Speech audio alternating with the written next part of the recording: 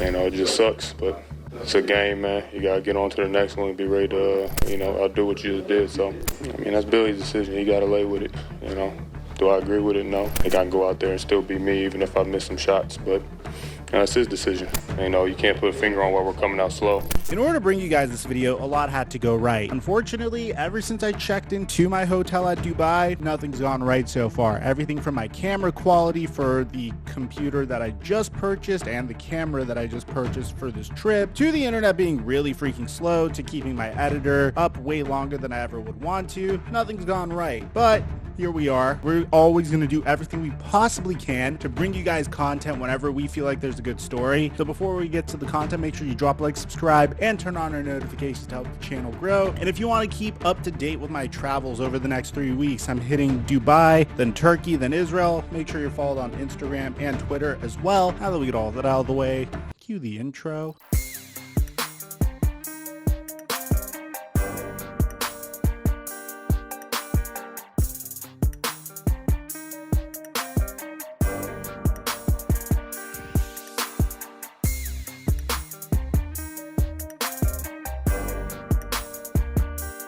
This video is sponsored by PrizePicks. You guys know PrizePicks has been my latest obsession because I live in California. There's no way that you could gamble on games in California, so the best way you could get action on games is through PrizePicks. And ever since I partnered with them, we've been having a lot of fun. And before we get to the latest promo, I want to give a huge shout out to my man, Nasri Hasbun, who tweeted me a 6-legged pick that he hit on as a result of our last promo, which means he 25x'd his money. And that's freaking awesome. Hopefully more of my subs hit this big as a result of today's promo. As a matter of fact, it's not only today's promo, because from this day and on until Christmas Day, PrizePicks is releasing a brand new promo every day, and it's called Pixmas. All you have to do is download PrizePicks, use my promo code microphone to get up to a $100 deposit match, and then just log into PrizePicks each and every day to see what they're offering for that day. Since they're offering a brand new promo each and every day, I'm probably going to be posting my picks onto my Instagram story. And if you follow me on Instagram, you'll see I literally play PrizePicks each and every day. So huge shout out to PrizePicks for the sponsorship.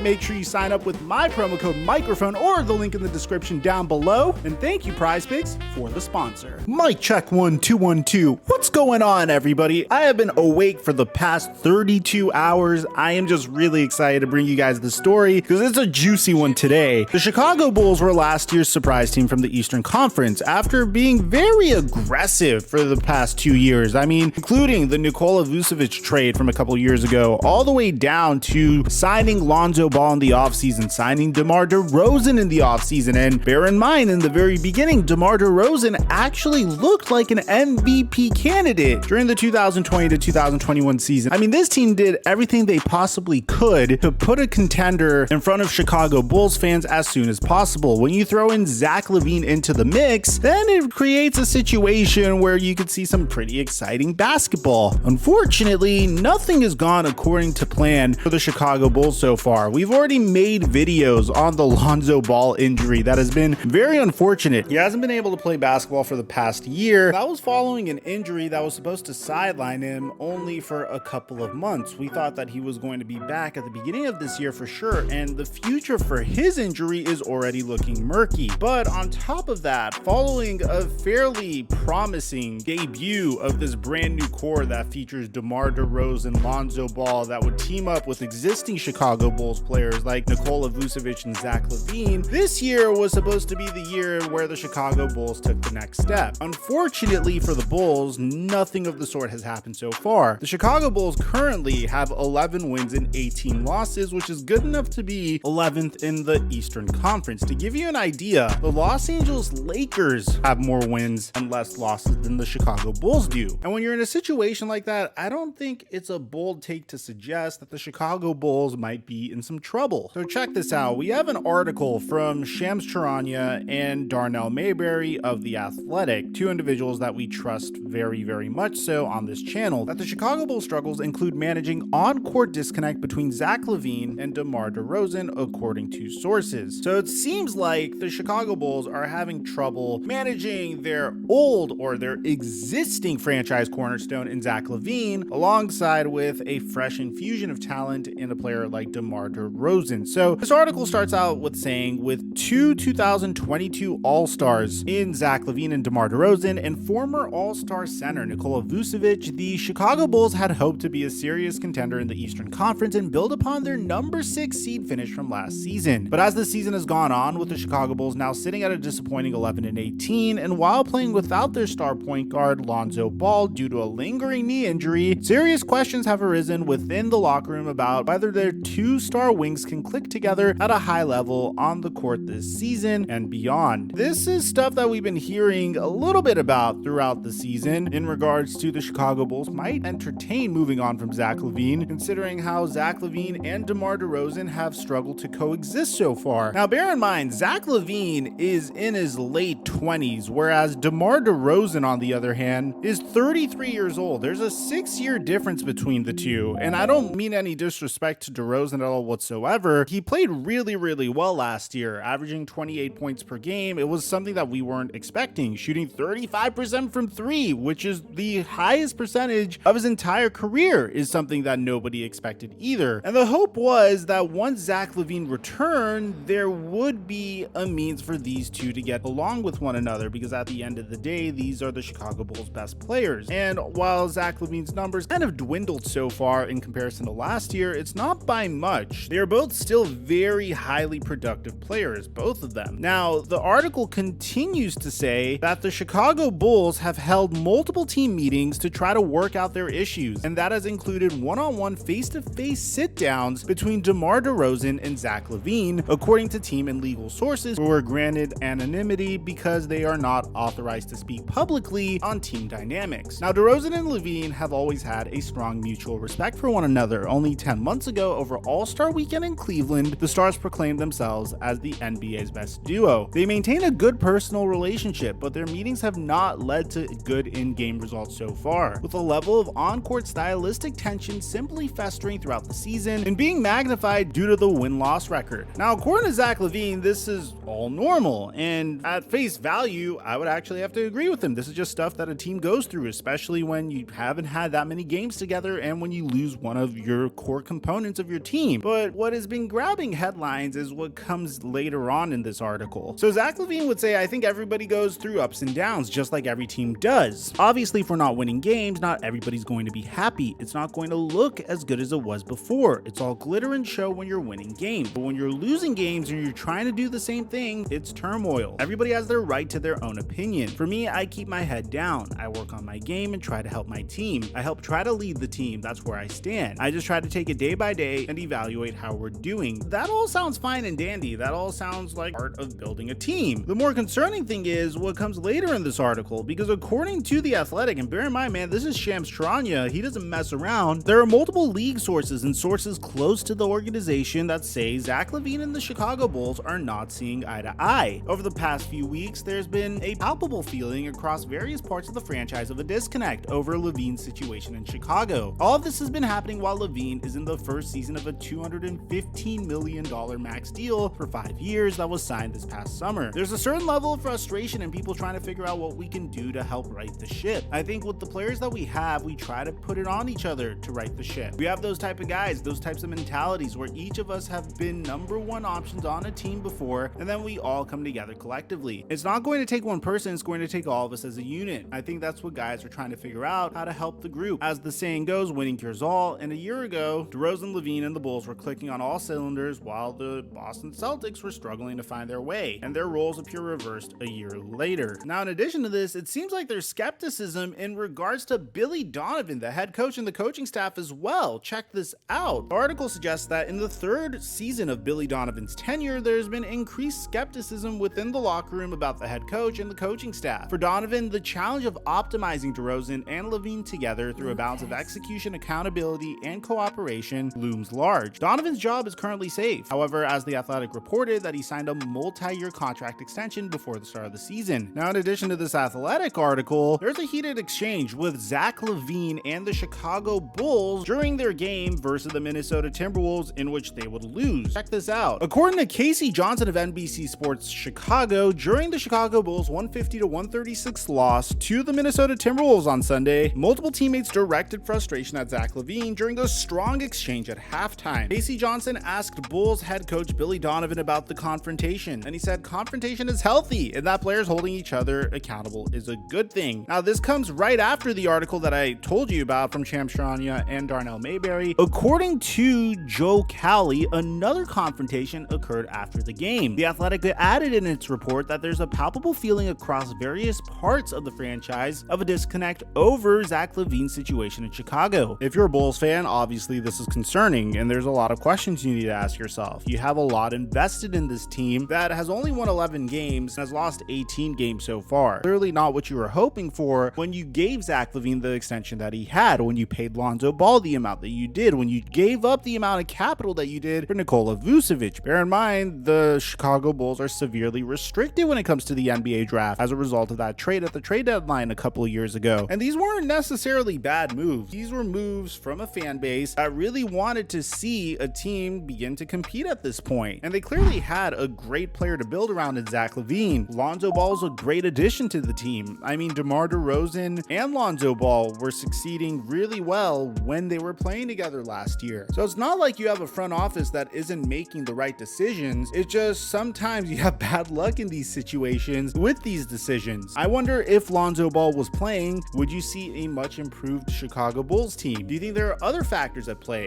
Alex Caruso hasn't been playing as well so far this year either. Let me know what you guys think in the comment section down below. I apologize if the quality's a little off. We're going to try our best to improve it throughout my trip. Aside from that, I'm your boy Mike. I'm dropping our mic till our next upload.